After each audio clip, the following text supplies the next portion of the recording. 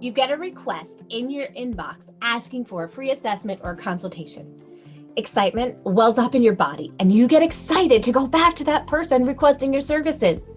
And then you find out that the student isn't the right fit. What do you do? Or maybe you have a parent that's being super difficult and demanding, and your life would be more stress-free without this client. How do you let them go? And what if your student isn't making the gains that you had hoped for that they would get? How do you have that conversation with a parent? These are three extremely difficult situations that tutors find themselves in over the course of time. And today, I'm going to help you find the right words and point that parent into the right direction so that you and them can either come up with a solution or end the relationship on a positive note.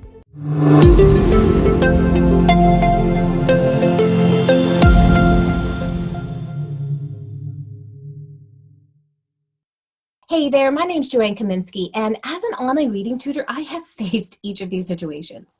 And what makes these decisions difficult is that most of the time we're relying on the income. So we think, if I let the student go, it is going to decrease the amount of money that I make. Now, one time I had a client that wanted me to work with both of her children. Her daughter was in first grade and her son was in fourth. And she wanted me to assign homework to her kids each night. When I told her that I didn't assign homework and that she had access to books at each of her children's reading level, she was not satisfied. She wanted worksheets and other things. I tried to appease this parent, and the tools and resources that I was setting up, she either couldn't figure out how to use or there were other complications. She was sending me about an email every day with some other request or problem that she had encountered, which seriously is just not typical of most of my clients. And then finally, we came up with a solution. I would tape the sessions and she would watch them to see how she could help her child. However, she had a different motive. She wanted to critique my teaching decisions and question why I did everything that I did. And during the session, she arrived 10 minutes late, so I did 20 minutes with her son and 30 minutes with her daughter. And she was upset because I didn't break it down into two 25-minute sessions. Then she noticed that my computer was slower that day and was upset that it took a minute for me to pull up a website. In fact, she even timed it. And the list of things that went on that she was unhappy with just kept going on. I felt like crying because in this moment, I had been trying to bend over backwards for this parent. And why? She was going to find fault with everything that I did. I realized there was no appeasing this particular client. So I made the decision in that moment to email her back and say, I was under the impression that you wanted to use the videos to honestly help your child, but that she was using the videos to critique my teaching methods. I felt like at this time that we just were not a right fit for each other, and I would be happy to refund the money that she had paid for the next two sessions. She agreed, and we parted ways. And then I felt this immediate release of stress that I was feeling because of her. Now, while I wasn't sure where or when the next student would come from, the next student did come. In fact, the very next day, I had a new client that was interested in my services. And this situation made me realize that when we release the negative energy from one client, we make room for the next one to come in the door. And while tutors think that everyone would be a right fit for them in the beginning, that is absolutely not the case. When I started tutoring online, people asked me if I would ever work with adults that were struggling with reading. I said yes. I worked with a few, but I did not enjoy working with them. I decided to narrow my ideal client down to kids aged 6 to 12. And now I do take on some younger students and I do take on some older students, but most of the students are within this age range. I still get adults that contact me about tutoring them in reading, but I just let them know right off the bat that I don't work with adults. And then I tell them that I'm connected with a group of reading tutors that do help adults and ask if they would be interested in me passing their information along to them. They usually say yes, and there's usually a tutor that is willing to take on that adult. It becomes a win-win situation. So what are some other things that tutors do when a student isn't a right fit for them? Well, honestly, a lot of people don't really think about this in the beginning, and they end up making this mistake. They work with them anyways, and they're frustrated and unmotivated to work with them. And Beth in the Insider Secrets Club, she said that she really struggled with this. Most of the time, she has a problem saying no. So she ends up taking them on, and both her and the client end up struggling through sessions because of it. She says that she's working on it. And lately, she says that she has gotten slightly better at explaining what exactly she tutors and offers to refer them to someone else. Muhammad Ali says that he fires them. And I'm guessing that if he felt that it wasn't a good fit from the beginning, he wouldn't even take them on. That's interesting because Beth is just getting started and Muhammad has been in business for years. So established tutors have a pretty good handle on this. If a student is not a good fit and your gut is telling you it's not a good fit, do not take them on. Claire Dakin mentioned that not every tutor is going to be the right fit for every student. It's a close working relationship, and although you'll always find some students easier to gel with than others, some are just too different. My first session is always a paid trial, she says, so we can both see if we're likely to get along. If either one of us feels at any point that the relationship isn't working, it's in the best interest of both the student and the tutor to find someone more suited. Thankfully, she says that she's only been in this situation a couple of times in the 6 years that she's been doing this full time and the 10 years she's been doing it part time. Now, sometimes you get started with a student and the parent is being difficult, right? Like I mentioned before, my first story. I mean, how do you handle this with grace and dignity? Because you want to end on a positive note and not get bad reviews, right? But they may leave a bad review somewhere. Do you suggest they work with a different tutor, argue with them about why they're being impossible to deal with, or insult them? Absolutely not. You just let them know that it isn't a good fit and offer a refund. You can choose if you want to refund for even the sessions that you did have or only future ones that they've paid and you're not going to be tutoring for. It's a good idea to think through what your strategy is going to be before you enter this particular situation so that you don't allow your emotions to determine your actions. And this is when people end up trying to discredit you. They try to smear your good name. They want to get even, and the best way they know how is to leave a bad review about you somewhere. And you want to avoid this at all costs. And some tutors, they raise their prices like Chris Shadez does. He says charging twice as much as what you are currently charging could force them out the door. If not, then at least you can be excited about making double the amount for that hour that you're working with them, right?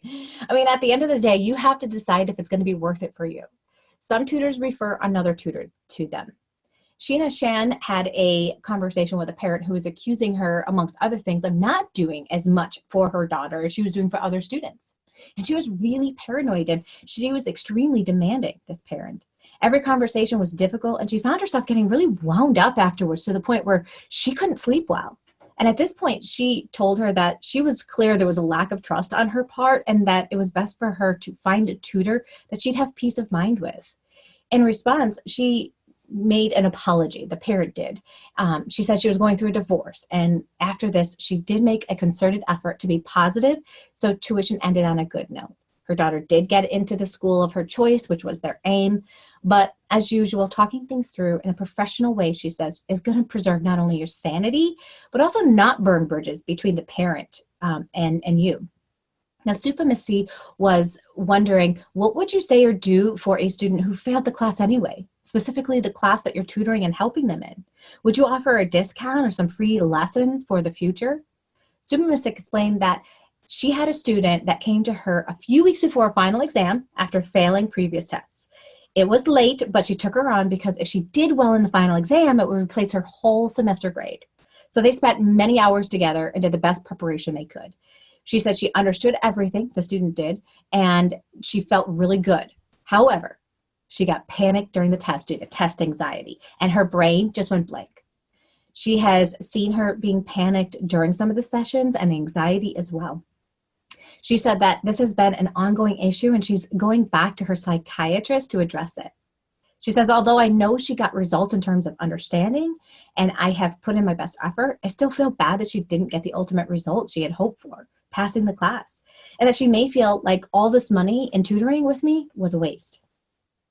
Now, what I love about our community on Facebook, the ultimate support group for online tutors, is how supportive it is. Now, when Supamisi mentioned the situation, other tutors had some amazing empathy, and they had great advice.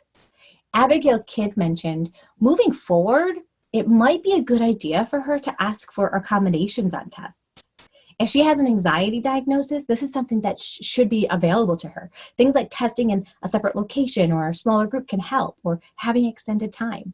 I know students in the U.S. who have a diagnosis are legally entitled to pursue such accommodations all through their academic careers. And Diane Bradbury said, I suggest my students take vitamin B before tests. I think it helps with anxiety and it can't hurt. And it may have a placebo effect as well. And Zarin Shah said, you did the best that you could. You didn't fail her as her teacher. Now, students do have exam anxiety, right, you guys? I mean, where even if they have prepared, it's just that feeling of, oh, my teacher isn't around to help me, and this looks so new, and what if I mess up? And it grows so large in their head, it makes them panic. And Bothel's STEM coach mentioned, I also don't think a discount is warranted. I mean, ultimately, the student is responsible for how they do on a test. That being said, I try not to dwell on test outcomes. I know that many students are mostly worried about grades and scores on exams, but I try to ease my students' discomfort by reminding them that this is just a test, and a single test or even class with a good or bad grade doesn't tell the whole story about anyone. Have they learned the things they needed to learn to move on to the next subject? Do they feel like they could have done well under different circumstances? Everyone has had bad test days, but even if you have a good test outcome, if you don't really understand the material, then that is going to negatively impact your learning in the long run as well. And when students don't get the results, you guys, that is hoped for, it is so easy for the tutor to take it personally.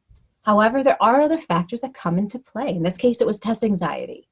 So never offer your services at a discounted rate because you feel you failed the student. The student failed, not you, and they need your services even more than ever.